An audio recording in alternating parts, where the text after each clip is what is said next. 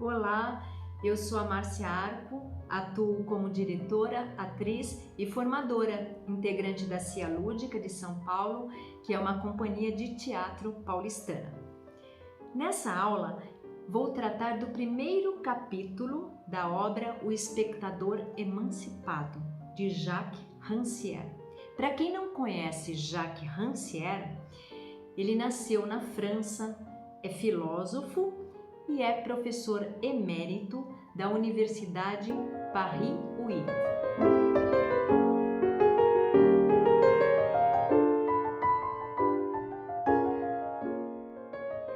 O livro O Espectador Emancipado teve origem nas ideias de um outro livro que Jacques Rancière havia escrito, chamado O Mestre Ignorante. Segundo Rancière, O Espectador Emancipado foi escrito a partir de um pedido que foi feito a ele para introduzir a reflexão sobre o espectador a um grupo de artistas que se dedicava a essa pesquisa do espectador. Então, vamos ver por que faz todo sentido Rancière estabelecer a relação dessa obra, O Mestre Ignorante, com o espectador emancipado. Só para situar e depois entendermos esse contexto, o livro Mestre Ignorante trata da teoria de Joseph Jacotot, que foi um professor e filósofo francês. Essa teoria foi um escândalo no início do século XIX. Mas por quê? Porque ele dizia que um ignorante pode ensinar a outro ignorante aquilo que ele mesmo não sabe, ao afirmar a igualdade das inteligências, mostrando a contradição entre a emancipação intelectual e a instrução pública ou escola pública. As ideias de Jacotot foram esquecidas e aí então Rancière achou bom rememorá-las na década de 1980 para estimular o debate da escola pública com a brecha da igualdade intelectual. Sobre a igualdade intelectual, vamos falar um pouco adiante, porque tem a ver com o espectador emancipado, ok? Mas o que significa o termo espectador? Pelo dicionário Larousse, espectador vem do latim e o seu feminino, espectadora, então tem o significado seria testemunha ocular de uma ação e de um evento, por exemplo, os espectadores de uma catástrofe. E o sinônimo seria curioso, tá? Então, o segundo significado é de a pessoa que comparece a uma cerimônia pública, a um evento esportivo, a um espetáculo. Sinônimos: assistente, ouvinte, público. Terceiro significado: pessoa que se contenta em observar, mas não participa da ação. Sinônimos: observador, testemunha. E o contrário de espectador: ator. Já que estamos falando do ator, é pertinente esmiuçar a etimologia da palavra ator. Então, feminino, atriz. Em todos esses idiomas, a origem é a mesma, do latim, actor, agente, o que faz, o que executa alguma ação. Vem de actum, algo feito, efetuado, do verbo agere, agir, fazer, colocar em movimento. Adquiriu o significado de pessoa que representa o teatro no final do século XVI. Sobre o teatro, Jacques Rancière lembra para Platão, que dizia que o teatro é o lugar onde os ignorantes são convidados a ver sofredores. Esse é o limite do teatro como conhecemos, como nossa sociedade idealizou essa história, essa ideia, do teatro. Voltando ao espectador, Rancière chama de o paradoxo do espectador, um paradoxo que pode ser muito mais duro do que o paradoxo sobre o ator, que é a obra do filósofo Denis Diderot, que critica a imitação pura e simples, a falta de sensibilidade, assim como a imaginação sem conhecimento, que fazem tornar o trabalho do ator e a construção da personagem num virtuosismo simplório. E essa ideia de Rancière sobre o paradoxo do espectador pode ser resumida de uma forma simples. Não há teatro sem espectadores, mas ser espectador é algo desfavorável. Não é bom. Ser espectador é olhar para um espetáculo, certo? É olhar, e olhar não é uma coisa boa, por duas razões, segundo Rancière. Em primeiro lugar, olhar é o contrário de saber. Significa estar diante de uma imagem sem conhecer como ela foi produzida ou não saber qual é a realidade que existe por detrás dela. Em segundo lugar, olhar é o contrário de agir. Quem olha o espetáculo permanece parado em sua cadeira, sem qualquer poder para interferir no que acontece ali, certo?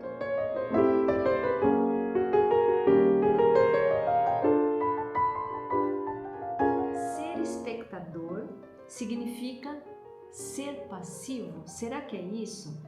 Para Rancière, o espectador passivo está distante da capacidade de aprender e de agir.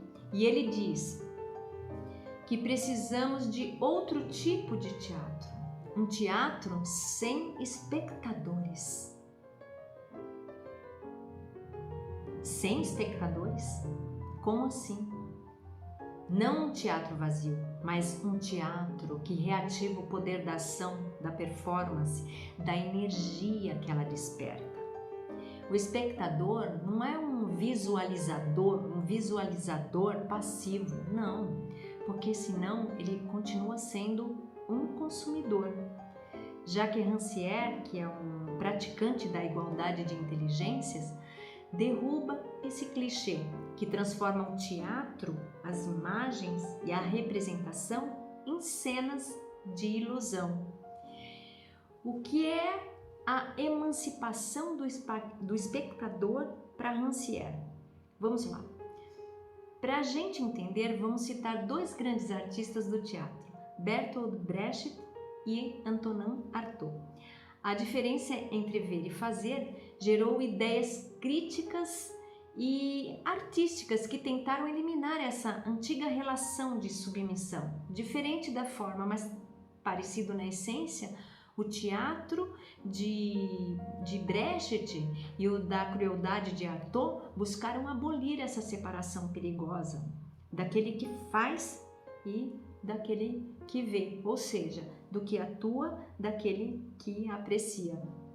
E o primeiro, Brecht, ele foi pela distância, o segundo, Artaud, pela fusão, para afastar as armadilhas da identificação do público, da catarse, dos personagens com as situações. Brecht buscou na base do seu teatro o distanciamento, o didatismo, a inserção histórica e transformando o espectador num investigador do drama. Agora, para acabar com a distância reflexiva, essa figura racional em que o espectador se tornou, Artaud convidou o espectador a apagar a distância entre a sala e o palco, se apossando das suas próprias energias, estando no centro da ação, fazendo parte da coletividade, que é composta pelos artistas e espectadores. Nos dois casos, tanto em Brecht como em Artaud, eles não aceitam o teatro como um divertimento passageiro. Rejeitam a representação baseada no mimetismo, no psicologismo, na psicologia, se opondo à encenação tradicional. As propostas de emancipação intelectual entram justamente aqui.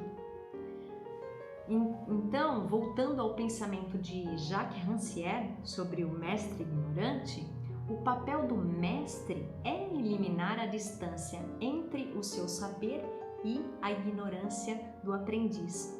Importante ressaltar que as suas lições e os exercícios que o mestre propõe ao aprendiz têm o objetivo de diminuir pouco a pouco a distância que os separa. E o interessante disso é que só se pode reduzir a distância entre o saber e a ignorância com a condição de reproduzir constantemente essa mesma distância. Hã? Como assim? Como substituir a ignorância pelo saber? Como? É preciso repor uma nova ignorância entre o mestre e o aprendiz, uma nova dúvida, uma nova questão. E isso se dá por uma razão lógica. O aprendiz não é só aquele que ignora o que o mestre sabe, mas também é o que não sabe o que ele mesmo desconhece, nem qual é o caminho para ele descobrir esse conhecimento. O mestre não é só o que tem o conhecimento, que o aprendiz não tem.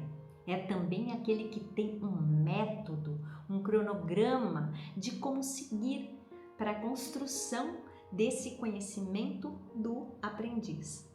E o aprendiz já possui um conhecimento prévio de muitas coisas que aprendeu sozinho mesmo, olhando e ouvindo ao seu redor, repetindo, enganando-se e corrigindo o que deu errado. Então, desse jeito, o ignorante vai progredindo, comparando o que ele mesmo descobre com o que ele já tem de conhecimento. E o que sempre faltará ao aprendiz é o conhecimento da ignorância, a não ser que ele se torne mestre, um expert daquilo. É justamente essa distância que separa o conhecimento da ignorância. Ele nem sabe que existe um conhecimento que ele não sabe. A ignorância não é um saber menor, ela é apenas o oposto do saber. É uma posição, porque quando você aprende, aí você muda de posição.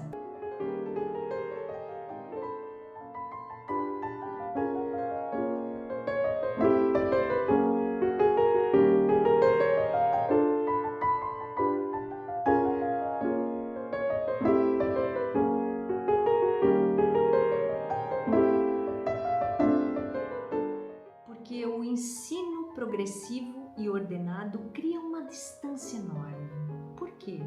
Porque ensina ao aluno a sua própria incapacidade, comprovando a desigualdade de inteligências. Voltando ao livro O Mestre Ignorante, Jacques Cousteau chama isso de embrutecimento. A essa prática de embrutecimento, Jacques Cousteau dizia que era contrária à da emancipação intelectual. E a emancipação intelectual é a comprovação da igualdade de inteligências. Uma pessoa aprende as coisas da mesma forma de como ela aprende a sua língua nativa. Como diz Rancière, a aventurar-se na floresta de coisas e dos signos que a cercam. Bonito isso, né? Então, a pessoa pode aprender fazendo comparações, signo após signo, em uma relação do que ela sabe ao que ela não sabe.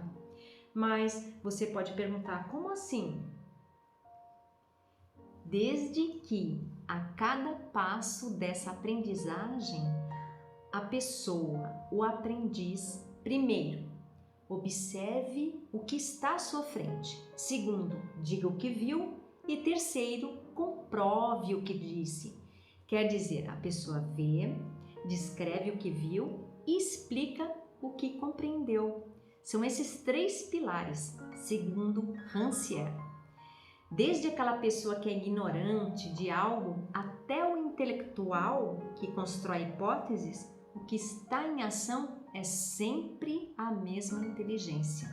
É uma inteligência que traduz signos em outros signos e age por comparações e imagens para comunicar as suas aventuras intelectuais e entender o que a outra inteligência quer comunicar.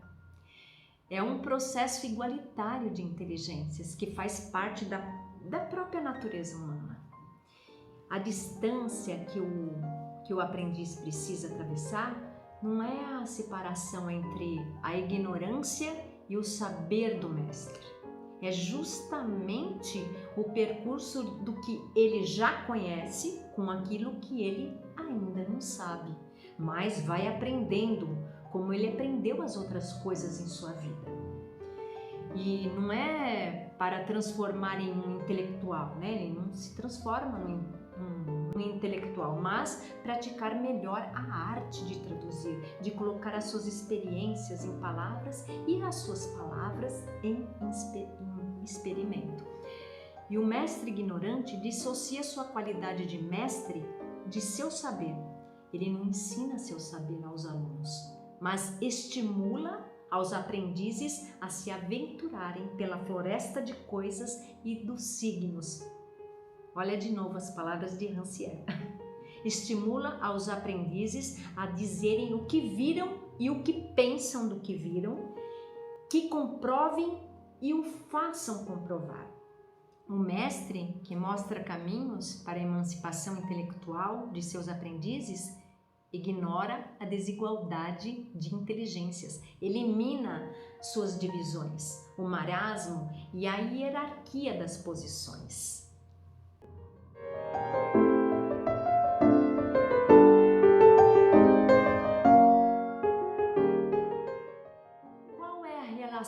Que existe entre essa história sobre o mestre ignorante e a questão do espectador hoje? A primeira coisa é que os artistas de teatro compartilham com aqueles determinados pedagogos que são embrutecedores, termo usado por Jacotot, a convicção de que existe uma distância que separa duas posições. A distância que separa a atividade da passividade, e essa distância deve ser superada. Uma questão levantada por Rancière: o que cria a distância não é justamente a vontade de eliminar a distância? Complexo, né? O que permite declarar que o espectador esteja passivo enquanto está sentado em seu lugar? Se não o pensamento previamente suposto do contrário, de que ele esteja ativo ou entre ativo e passivo. Vamos refletir. Por que reconhecer olhar e passividade somente pela dedução de que olhar é apreciar a imagem, a aparência, desconsiderando a verdade que está por detrás da imagem e a realidade fora do teatro? Pensemos. Por que identificar escuta e passividade a não ser em razão da discriminação de que a palavra é o contrário da ação? Para Rancière, essas contradições, olhar e saber, aparência e realidade, atividade e passividade, indica uma separação do sensível, uma ideia de que as posições estão ligadas às capacidades e incapacidades. Essas posições são símbolos profundos da desigualdade, segundo Rancière. A emancipação inicia quando se questiona a diferença entre o olhar e o agir, quando se é possível entender que os indicadores que compõem as ligações do dizer, do ver e do fazer pertencem justamente ao sistema de dominação, de submissão. E a emancipação começa também quando se entende que olhar também é uma ação. O espectador age da mesma forma que o aprendiz ou o intelectual ou o professor. Nas palavras de Rancière, o espectador observa, seleciona, compara, interpreta, relacionando o que vê às suas experiências pessoais e outras cenas que já presenciou. Cria a sua poética a partir dos elementos vistos diante da poética expressa. Participa da performance, refazendo-a à sua maneira, furtando-se, por exemplo, a energia vital que esta supostamente deve transmitir para transformá-la em pura imagem e associar essa pura imagem em uma história que leu ou sonhou, viveu ou inventou. Do livro O Espectador Emancipado. Diz Rancière que o artista quer instruir o espectador. Hoje, o artista se defende de usar a cena para impor uma lição ou passar uma mensagem. Quer simplesmente gerar uma forma de consciência, uma intensidade de sentimento, uma energia para a ação. Há a distância entre o artista e o espectador, mas existe a distância pertinente à própria performance, porque como espetáculo, ela já se mantém como ocorrência autônoma entre o pensamento do artista e a sensação ou a compreensão do espectador. No sentido da emancipação, existe sempre entre o mestre ignorante e o aprendiz emancipado um terceiro elemento. Por exemplo, um livro ou qualquer outro escrito, afeta ambos, o mestre ignorante e o aprendiz emancipado, mas eles dois podem analisar para comprovar juntos o que o aprendiz viu, o que disse e o que o aprendiz pensa a respeito. Acontece o mesmo na performance, no teatro, Não é a transferência de saber ou a influência do artista ao espectador. É esse terceiro elemento que nenhum deles é dono, o qual o sentido nenhum deles possui, mas mantém entre eles, afastando qualquer semelhança entre causa e efeito. Rancière argumenta que a separação entre palco e plateia é uma condição que deve ser superada, colocando os espectadores no palco e os performers, os atores, na plateia, eliminando a diferença entre um e outro, levando a performance, o teatro, para outros lugares, fazendo com que o teatro se identifique com a apropriação da rua, da cidade ou da vida. E isso enriqueceu muito o teatro, essa subversão de estar em diversos lugares. E para isso requer novas ideias, novas aventuras intelectuais.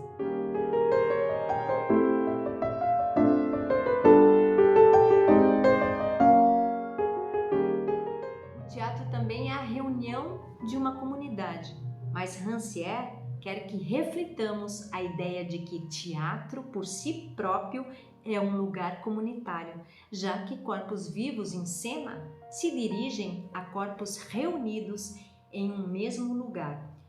O que é bem diferente da circunstância em que pessoas estão sentadas diante de uma TV ou no cinema.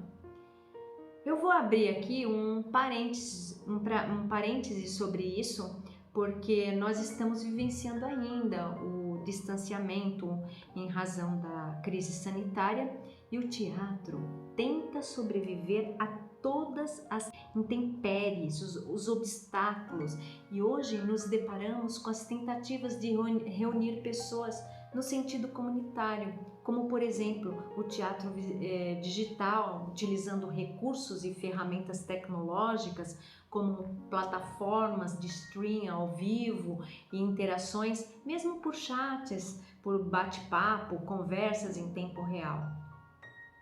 O que acontece com os espectadores em um teatro que em outro lugar não aconteceria?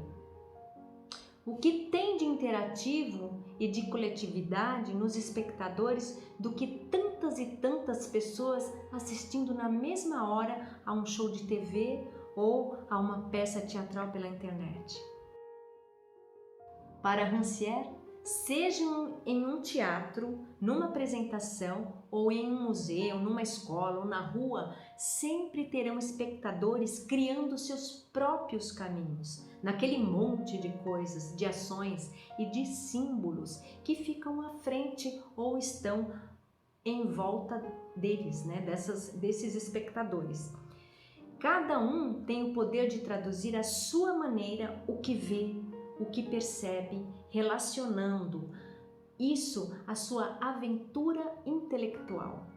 O torna semelhante a qualquer outro, porém a sua aventura não parece com outra. Ela é peculiar. Aquela pessoa é o peculiar, ela é única. O poder de igualdade das inteligências une as pessoas, fazem com que elas possam trocar suas aventuras intelectuais, enquanto permanecem separadas umas das outras, mas utilizam o poder de todas para construir o seu próprio caminho. Quando aprendemos e ensinamos e agimos e conhecemos também como espectadores que conectam, que observa, que percebe o que viram e o que falaram, ao que fizeram, enfim, ao que experienciaram, viveram e sonharam. Rancière argumenta que o espectador deve ser afastado da posição de um mero observador, que aprecia tranquilamente o espetáculo que lhe é apresentado. Ele não deve estar nesse lugar de um falso controle. Para Rancière, o espectador deve ser atraído para o círculo mágico da ação teatral, onde trocará a condição de observador racional pelo do ser empoderado, com suas energias vitais absolutas. Para Rancière, é preciso um teatro em que os espectadores aprendam, trocando a posição de espectador passivo, contemplador, por uma posição de perguntador ou experimentador científico, aquele que observa o que acontece e procura o porquê, a razão daquilo que ele vê.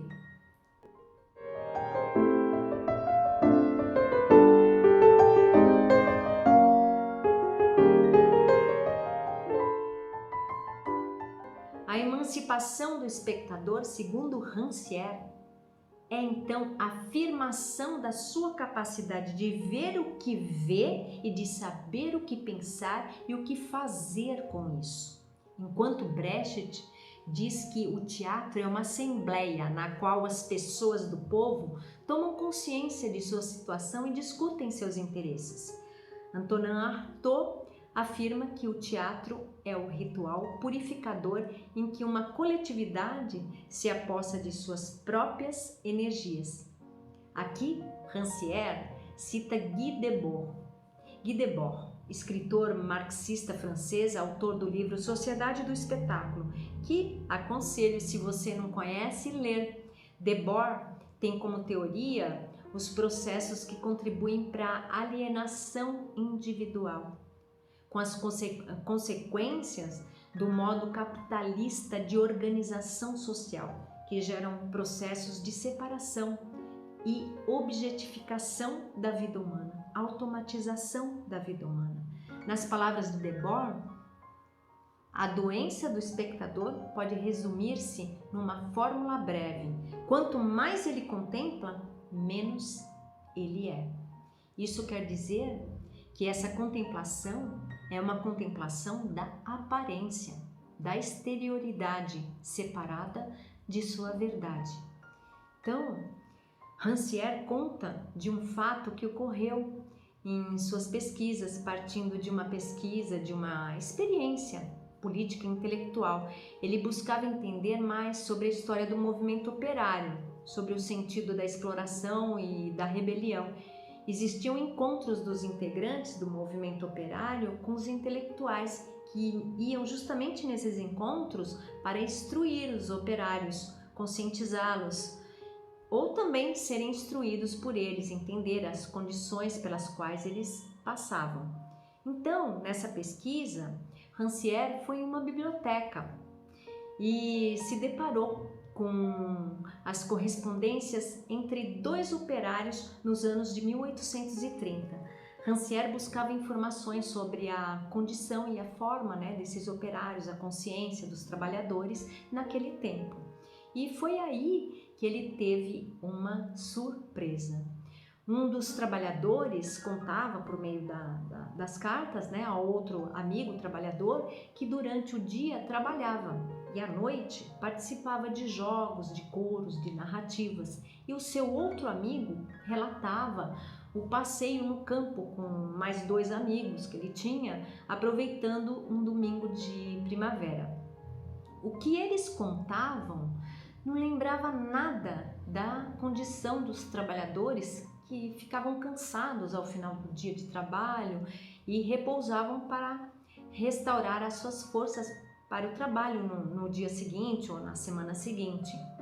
Mas ao ler as correspondências, Rancière observou que eles relatavam essas apreciações, esses prazeres, como estetas que fruem formas, luzes e sombras da paisagem, e descreviam como filósofos que desenvolvem hipóteses metafísicas. Então, esses trabalhadores não comentavam sobre as condições de trabalho ou da consciência de classes, não.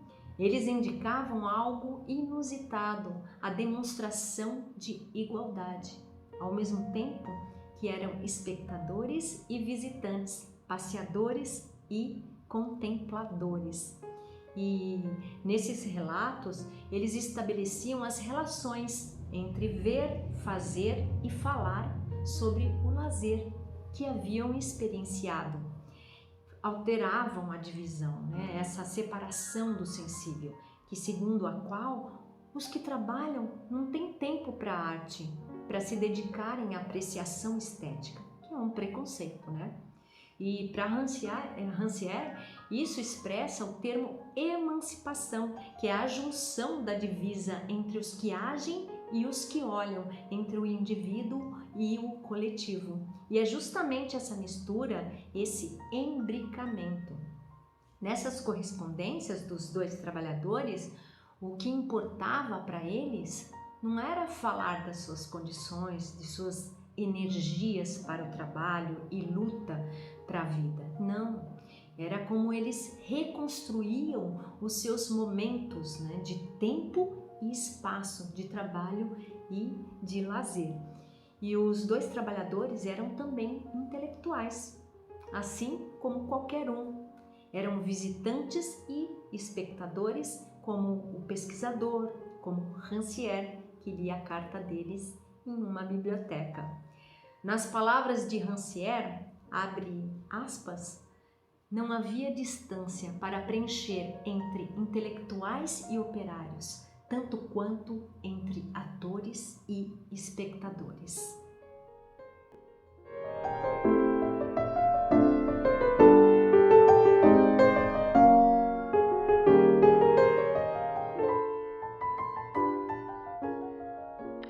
Para entender a história dos dois visitantes, era preciso mesclar o relato da experiência vivida por eles e a forma como eles traduziam essa experiência. Essa forma seria uma linguagem que só poderia ser entendida por quem a interpretasse como a sua própria aventura intelectual, A sua própria maneira, considerando as suas próprias experiências e saberes.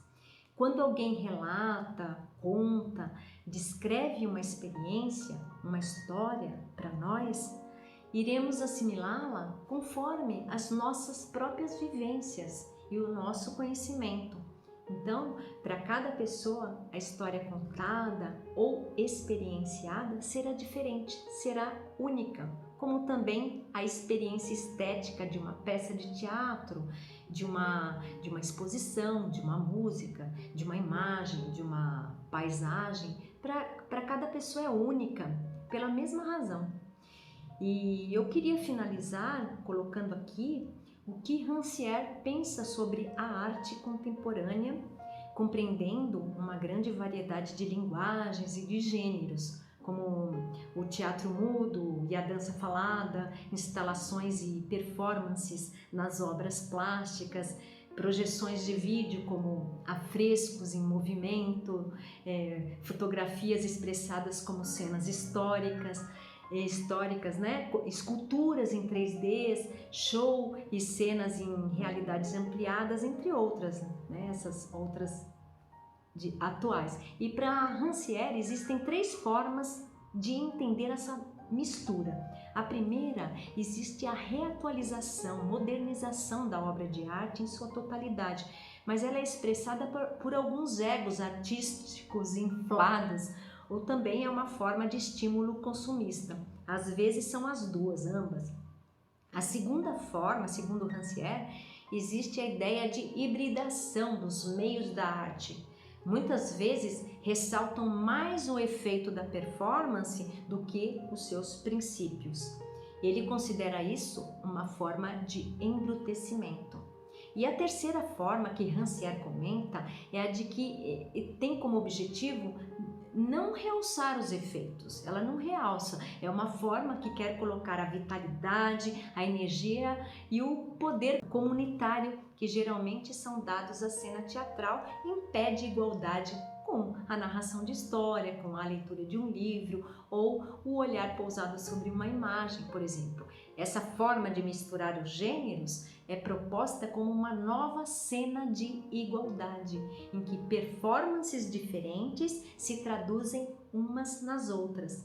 E, segundo Rancière, nessas performances busca unir o que sabe ao que não se sabe. Então, os artistas, assim como os pesquisadores, quando constroem e apresentam suas competências, são expostos e podem produzir novos contextos junto aos espectadores, uma nova aventura intelectual. O efeito dessa nova aventura intelectual exige exatamente que espectadores realizem o papel de intérpretes ativos, que façam sua própria tradução para que possam apropriar-se da história, de fazer dela a sua própria história.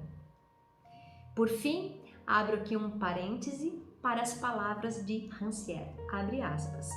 Uma comunidade emancipada é uma comunidade de narradores e tradutores. As histórias e as performances podem mudar alguma coisa no mundo em que vivemos. Fecha aspas. Para concluir, faço aqui uma provocação a você, com uma pergunta. Que proposições você faria como um artista, uma artista, a uma pessoa pesquisadora para que o espectador, a espectadora alcançasse essa emancipação ao apreciar sua obra? Fica aqui a reflexão, o desafio.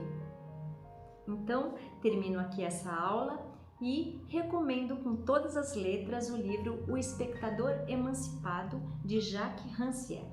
Ele é precioso se você também pensa no teatro ou na arte como uma forma de emancipação.